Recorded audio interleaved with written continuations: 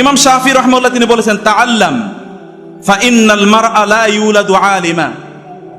তুমি জ্ঞান অর্জন করো, কারণ মানুষ তো জ্ঞানী হয়ে জন্ম নেয় না। ফালাইসা আখুল ইলমি কামান হুয়া জাহিলু, যে জ্ঞান অর্জন করে সে তো জাহেলের মতো না। যে জ্ঞান অর্জন করে সে জাহেলের মতো না। জ্ঞান তাকে অর্জন করতে হয়। এই অর্জনের কিছু ধারাবাহিকতা আছে, কিছু পদ্ধতি আছে। সেই পদ্ধতিগুলো আমাদের কি? ইমাম শাফি রাহমাহুল্লাহকে প্রশ্ন করা হয়েছিল যে আপনি এত জ্ঞান কোত্থেকে অর্জন করেছেন? আপনি এত জ্ঞান কোত্থেকে অর্জন করেছেন? কিভাবে আপনি এত জ্ঞান অর্জন করেছেন? তিনি বললেন, আমি 4টি পদ্ধতিতে এই জ্ঞান অর্জন করেছি। প্রথমত হচ্ছে বিনাফিল ইতিমাদ। বিনাফিল ইতিমাদ, I never relied upon anyone in order to earn knowledge. আমি কোনোদিনই জ্ঞান অর্জন করার জন্য অন্যের উপর নির্ভর করিনি। I took myself the initiative. আমি নিজেই তার জন্যে চেষ্টা করেছি। আমাকে বললেই শুধুমাত্র আমি জ্ঞান অর্জন করবো, অন্যথায় নয়, এরকম কোনো কিছু নয়। মোস্ট অফ দি পিপল, আমাদের অবস্থা হচ্ছে আমরা জ্ঞান অর্জনের জন্য কোনোদিনই চেষ্টা চালাই না। আল্লাহ সুবহানাহু ওয়া তাআলা কোরআনের সর্বপ্রথম যে আয়াতটি তিনি নাজিল করেছেন, সর্বপ্রথম যে শব্দটি তিনি নাজিল করেছেন, শব্দটি ছিল ইকরা। যারা আপনারা এডুকেশনের সাথে জড়িত, আপনারা জানেন ইকরা হচ্ছে এই পৃথিবীর সবচেয়ে চ্যালেঞ্জিং ওয়ার্ড। অধিকাংশ লোকই শুনতে ভালোবাসে বা শুনে তারা জ্ঞান অর্জন করতে চায়, কিন্তু পড়ে জ্ঞান অর্জন করা এটা পৃথিবীতে সবচেয়ে কঠিন কাজ। এবং মনে রাখা দরকার, এই সূরা অথবা আয়াত অথবা এই শব্দটি নাজিল হয়েছে এমন একটি জাতির উপর, নাহনু উম্মাতুন উম্মিয়া লা নাকতুবু ওয়া লা নাহসুব। আমরা এমন একটা জাতি, লিখতেও জানি না, পড়তেও জানি না। এমন একটা জাতির উপর আল্লাহ সুবহানাহু ওয়া তাআলা প্রথম যে শব্দটি নাজিল করলেন, শব্দটি ছিল রিড। এবং আপনারা যারা জানেন, reading is the most difficult task on earth. এই পৃথিবীতে সবচেয়ে কঠিন কাজ হলো পড়া। সবচেয়ে কঠিন কাজ পড়া। আপনি কতক্ষণ পড়তে গিয়ে দেখবেন হয় ঘুম আসে, অথবা চোখ ব্যথা করে, অথবা মাথা ব্যথা করে, অথবা ক্লান্তি লাগে, আচ্ছা ঠিক আছে পরের দিন পড়বনি। পড়াই হয়ে ওঠে না। শোনা হয় অথবা অন্য কোনো কিছু হয়, কিন্তু পড়া হয়ে ওঠে না। প্রথম যে শব্দটি আল্লাহ সুবহানাহু ওয়া তাআলা নাজিল করলেন তা হলো এই পৃথিবীর সবচেয়ে ডিফিকাল্ট এবং জ্ঞান অর্জনের জন্য সবচেয়ে গুরুত্বপূর্ণ যে চ্যানেল, সেই চ্যানেলটার কথা তিনি বললেন, ইকরা, পড়ো, পড়ুন। তারপরে বক্তব্য তো আপনাদের কাছে জানাই আছে। ইমাম শাফি রাহমাহুল্লাহ তিনি বললেন, বিনাফিল ইতিমাদ, I never relied upon anyone in order to get knowledge from him or her. I took myself the initiative in order to study the books. I read many books. ইবনে আবিদিন রাহিমাহুল্লাহ, বিখ্যাত আলেম, তার বাবা তাকে বললেন, বাবা তোমার জন্য আমি যে সম্পদ রেখে গিয়েছি, this is the property which I leave behind for you. আমি তোমার জন্য এই সম্পদ রেখে গেলাম। সেই সম্পদ হলো এই যে হাজার হাজার বই। ইবনে তাইমিয়া রাহিমাহুল্লাহ ক্রুসেডের সময় যখন তার বাবা মৌসুল, ইরাকের মৌসুল থেকে তার বাবা সহ তারা চলে যাচ্ছিলেন সিরিয়ার দিকে, সেই সময় সকল কিছু তারা ফেলে গিয়েছেন, কিন্তু 8-9টা ওট বোঝাই করে জানিয়ে গিয়েছিলেন, তা হলো বই। তার বাবাও ছিলেন অনেক বড় মুহাদ্দিস। তিনি বলেন, আমার সন্তানের জন্য আমি শুধুমাত্র লেগাসি অথবা প্রপার্টি, ওয়েলথ হিসাবে যা রেখে যেতে চাই তা হলো এই বই। এই কিতাবগুলো রেখে গেলাম। এবং ওই কিতাব পড়েই ইমাম ইবনে তাইমিয়া রাহিমাহুল্লাহ ইবনে তাইমিয়া হয়েছেন। আরো পরবর্তী ঘটনা আপনাদের জানা আছে। অতএব বিনাফিল ইতিমাদ, নিজের অন্যের উপর নির্ভর না করে নিজে কিছু পড়া। এই পড়ার জন্য প্রতিষ্ঠান দরকার। যুগ যুগ ধরে মুসলমানরা তা করেছেন, মুসলিম স্কলাররা তা করেছেন, এবং ইন লাইন উইথ দেম আমাদের মোহাম্মদ আলী ভাই আলহামদুলিল্লাহ এই প্রতিষ্ঠানটি করেছেন, এবং আশা করছি আপনারা এর সাথে জড়িত থাকবেন ইনশাআল্লাহ। এটি দ্বীনি জ্ঞান হচ্ছে আল ইলমু নূরুন। ওরা বলে দ্য নলেজ ইজ পাওয়ার, সেই কথার মধ্যে শিরক আছে। আমরা বলি নলেজ ইজ লাইট, জ্ঞান হচ্ছে আলো। এই আলো আপনি যেখানেই বয়ে যাবেন আপনি আলো ছড়িয়ে দেবেন। রাসূল সাল্লাল্লাহু আলাইহি ওয়াসাল্লাম বলেছেন, এই জ্ঞানের দিক থেকে লোকেরা 3 প্রকার। আমি যাদের কাছে দ্বীনের জ্ঞান দিয়ে দিয়েছি, দ্বীনের কথা যাদের কাছে আমি পৌঁছে দিয়েছি, তারা 3 ধরনের। একদল লোক হচ্ছে তারা দ্বীনি জ্ঞান অর্জন করে এবং নিজেরাই উপকৃত হয়। আরেক দল লোক হচ্ছে দ্বীনি জ্ঞান অর্জন করে, তারা নিজেরাই শুধু উপকৃত হয় না, তারা অন্যদেরকে উপকার প্রদান করে। বোধ করি এই প্রতিষ্ঠানটি এইরকম একটা প্ল্যাটফর্ম হবে, একটা লাইট হাউস হবে, একটা আলোর কেন্দ্র, যেখান থেকে আলো ছড়িয়ে পড়বে সর্বত্র। কিন্তু আপনাদেরকে you will have to get associated with this institute, এটার সাথে আপনাদেরকে সম্পৃক্ত থাকতে হবে। অতএব প্রথমত কাজ বিনাফিল ইতিমাদ, নির্ভর করা নয়, বরং আপনাকে পড়া, পড়তে থাকা। প্রিয় ভাইরা বোনেরা, পড়বেন প্লিজ। পড়বেন মুসলমানরা হচ্ছে আল্লাহ সুবহানাহু নাজিল করেছেন কিতাব, জালিকাল কিতাবু লা রাইবা ফি, তিনি আসলে কিতাব নাজিল করেননি, but it will become obviously a কিতাব, এটা পরবর্তীতে কিতাবে পরিণত হবে। আল্লাহ সুবহানাহু ওয়া তাআলা সেই ইঙ্গিতই তিনি করেছেন। তিনি তো লিখিত কোনো গ্রন্থ নাজিল করেননি, তিনি বরং 23 বছর ধরে কোরআনকে তিনি নাজিল করেছেন রাসূলুল্লাহ সাল্লাল্লাহু আলাইহি ওয়াসাল্লামের উপর। তিনি বললেন যালিকাল কিতাবু লা রাইবা ফি, this is the book where there is no doubt in it, এটা এমন বই যার মধ্যে কোনো সন্দেহ নাই। অতএব পড়ার কথা আমি আপনাদেরকে বলবো। আমি ইমাম শাহাবির কথা বলছিলাম, ইমাম শাহাবি 2 নম্বর কথা বললেন যে আমি জ্ঞান অর্জন করেছি ওয়াসাইরি ফিল বিলাদ, ট্রাভেলিং অ্যাক্রস দ্য আর্থ, আমি পৃথিবীর বিভিন্ন জায়গায় ঘুরে বেড়িয়েছি জ্ঞান অর্জন করার জন্য। আপনি ইমাম বুখারী রাহিমাহুল্লাহর কথা যদি বলেন, ইবনে তাইমিয়ার কথা বলেন, অথবা বড় বড় স্কলারদের কথা যদি বলেন, তাহলে দেখবেন যে তাদের ওস্তাদের সংখ্যা শত অথবা হাজার ছাড়িয়ে গিয়েছে। কিন্তু আমাদের ওস্তাদের সংখ্যা কয়জন? আমাদের ওস্তাদের সংখ্যা একেবারেই 2, 4, 5 জন, 7 জন, 10 জন, এর চেয়ে বেশি না। জ্ঞান অর্জন করার জন্য you will have to travel across the earth, আপনাকে দুনিয়ায় ঘুরে ঘুরে বেড়াতে হবে। আমরা এমন একটা জাতি, যেই জাতি সব কিছু থেকে জ্ঞান অর্জন করি। ওয়াকাম মিন আয়াতিন ফিস সামাওয়াতি ওয়াল আরদি ইয়ামুরুনা আলাইহা গুদুওয়ান ওয়া আশিয়া ওয়া হুম আনহা গাফিলুন।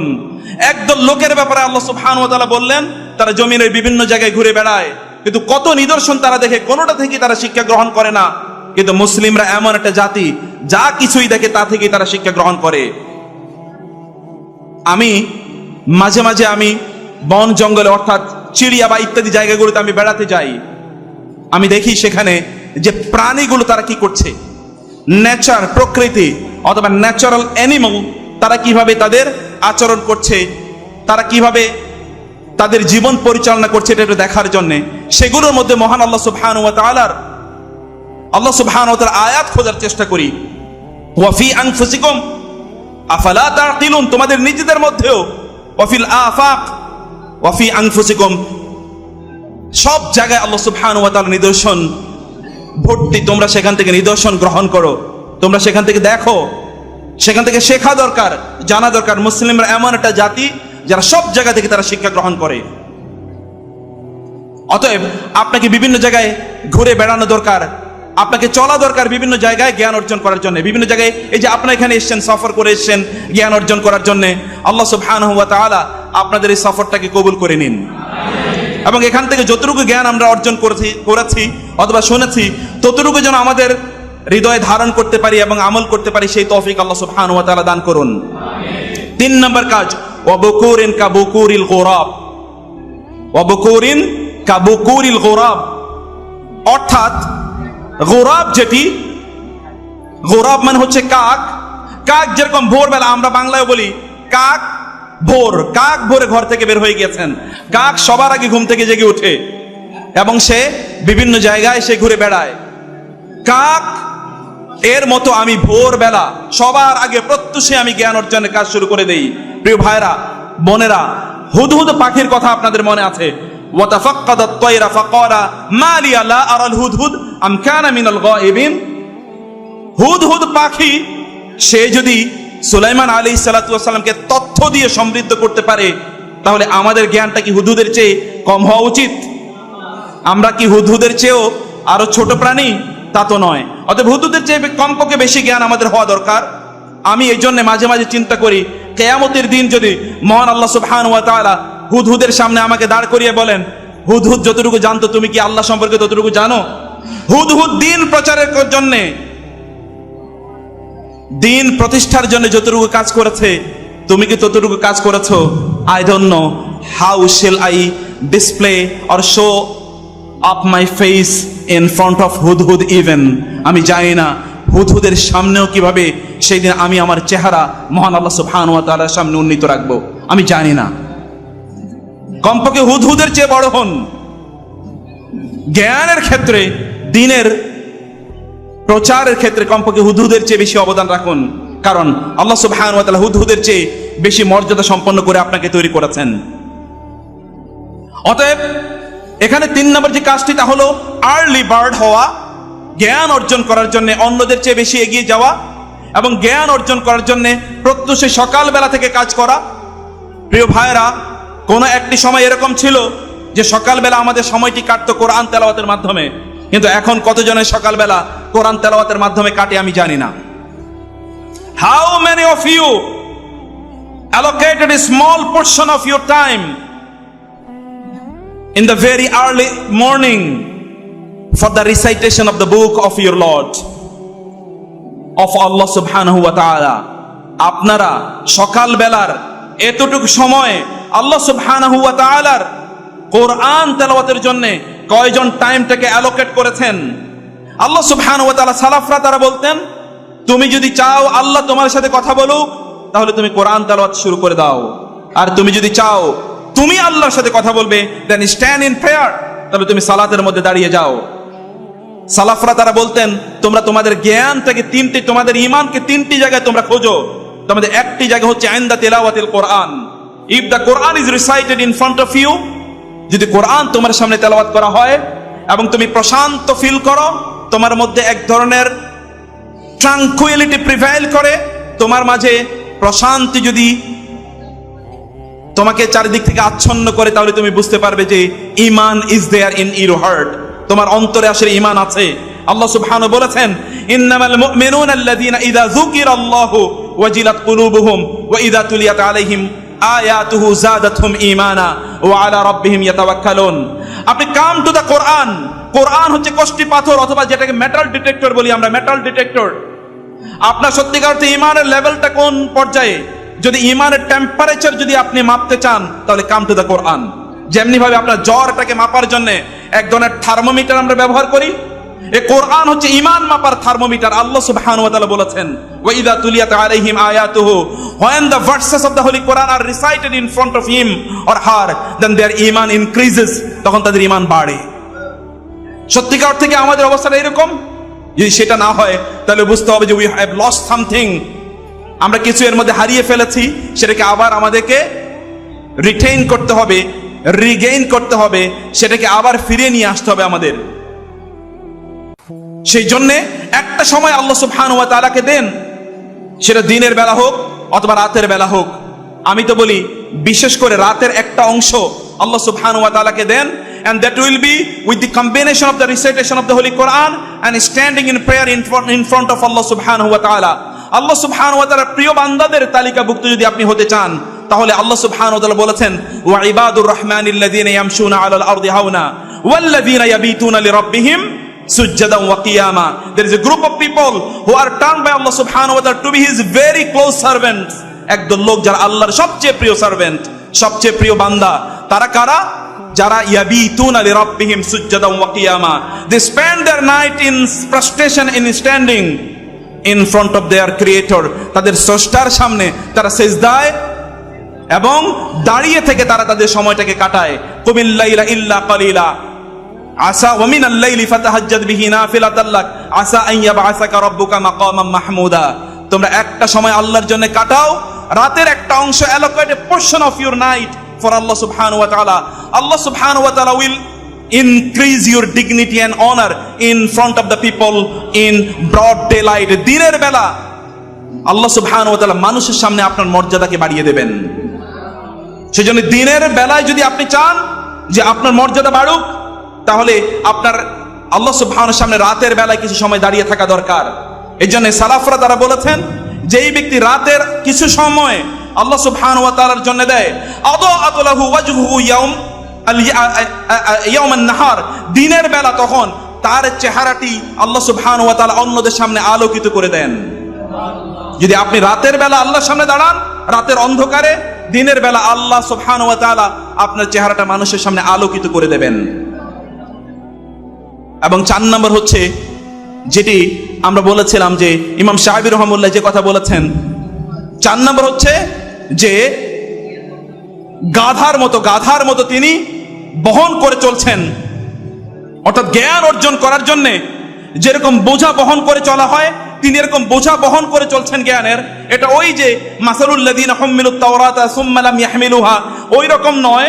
কিন্তু তিনি প্রচুর পরিমাণ জ্ঞান অর্জন করছেন। তিনি বলেন না যে এনাফ ইজ এনাফ, আমি তো প্রচুর জ্ঞান অর্জন করেছি, বরং যতই তিনি জ্ঞান অর্জন করতে চান, যতই জ্ঞানের অফার তার সামনে আসে, ততই তিনি সেই অফারটাকে লুফে নেন।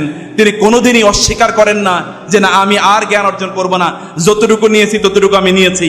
জ্ঞান অর্জনের জন্য কিছু এটিকেট আছে, যেই এটিকেট আল্লাহ সুবহানাহু ওয়া তাআলা মুসা আলাইহিস সালাতু ওয়াস সালামকে জানিয়ে দিলেন যে খিদির এর কাছে গিয়ে তিনি জ্ঞান অর্জন করতে গিয়ে যে এটিকেট তিনি আদব বা শিষ্টাচার মেনটেন করবেন, শিষ্টাচার যদি আমরা না অর্জন করতে পারি, আমি এখানে এসে শুনেছিলাম আমাদের আহমদুল্লাহ ভাই সে কথায় আলোচনা করেছেন।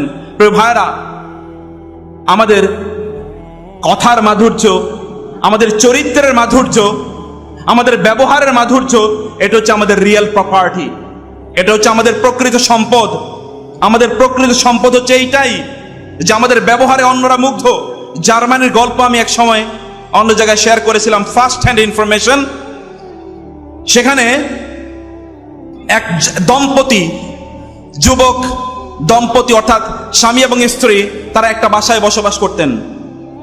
ওই বাসার নিচতলায় থাকতো, মানে নিচতলা মানে হচ্ছে তাদের নিচে অর্থাৎ দোতলা, যেটাকে আমরা ফার্স্ট ফ্লোর বলি, ওইখানে থাকতেন বাড়িয়ালি একজন নারী বৃদ্ধা।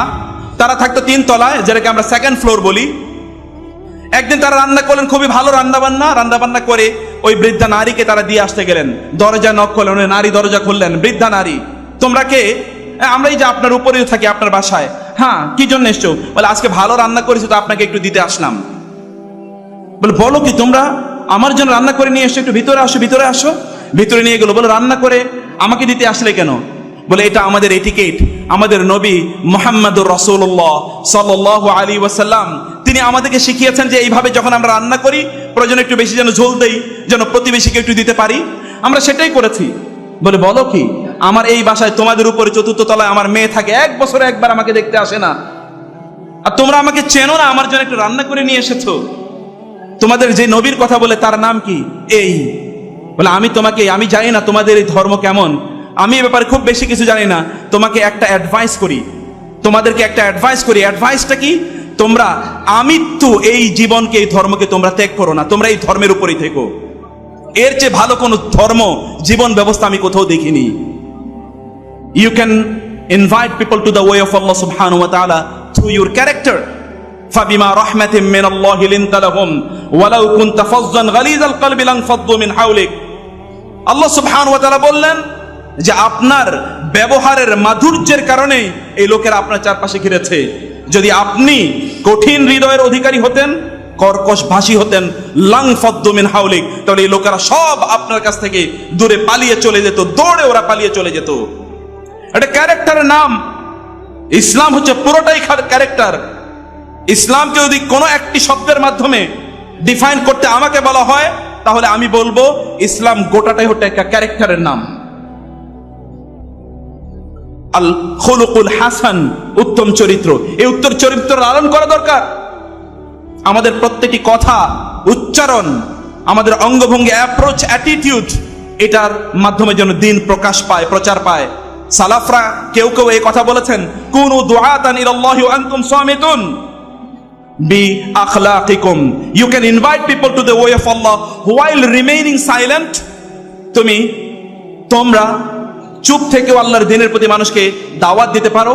কিভাবে? ও আনতুম সামিতুন, তোমরা চুপ থেকেও, বি আখলাকিকুম, উইথ ইউর ক্যারেক্টার। লাকাদ কানা লাকুম ফি রাসূলিল্লাহি উসওয়াতুন হাসানা। রাসূলের মধ্যে তোমাদের জন্য রয়েছে উত্তম চরিত্র। আমি লাস্ট 1-2 মিনিটে আপনাদেরকে যেই কথা বলতে চাই, and it is for you and for me, আপনাদের জন্যেও আমার জন্যেও একই কথা যে কথা বলতে চাই, তা হলো যে প্লিজ দাওয়াতের ক্ষেত্রে আপনারা নিজেরা প্রত্যেকে দায়ী। প্রত্যেকে দাওয়াতের কাজ করতেই হয়, কারো ওয়াইডার সার্কেলে এবং কারো স্মল পরিসরে, কারো উইদিন হিজ ফ্যামিলি, কারো তার পরিবারের মধ্যে দাওয়াতের কাজ করতে হয়। অধিকাংশ লোকই পরিবারের লোকদের কাছে দাওয়াত দিতে জানে না। অধিকাংশ লোকই পরিবারের লোকদের সাথে দাওয়াত দিতে জানে না। অধিকাংশ লোক, most of the people are the cruellest to their closest relatives, closest one. খেয়াল করবেন, অধিকাংশ লোক তাদের সবচেয়ে প্রিয়জনদের কাছে সবচেয়ে কঠিন, সবচেয়ে প্রিয়জনদের সাথে তার আচরণ সবচেয়ে খারাপ। Most of the people. আল্লাহ রাসূল সাল্লাল্লাহু আলাইহি ওয়াসাল্লাম বলেছেন, খায়রুকুম খায়রুকুম লি আহলি ওয়া আনা খায়রুকুম লি আহলি। আমি তোমাদের মধ্যে তারাই শ্রেষ্ঠ যারা তার পরিবার পরিজনের কাছে শ্রেষ্ঠ, আমি আমার পরিবার পরিজনের কাছে শ্রেষ্ঠ। যাও আমার পরিবার পরিজন, ask my wife's about me, আমার স্ত্রীদেরকে আমার ব্যাপারে জিজ্ঞেস করো। বুখারীর ওই হাদিস, বিখ্যাত হাদিস, উম্মু জার রাসূলুল্লাহ সাল্লাল্লাহু আলাইহি ওয়াসাল্লামের কাছে আয়েশা রাদিয়াল্লাহু তাআলা আনহা 11 জন নারীর গল্প বর্ণনা করছিলেন। রাসূল সাল্লাল্লাহু আলাইহি ওয়াসাল্লাম কি কনক্লুশন দিলেন? আপনি বলতেন এইরকম আজারিয়া আলাপ বাদ দাও,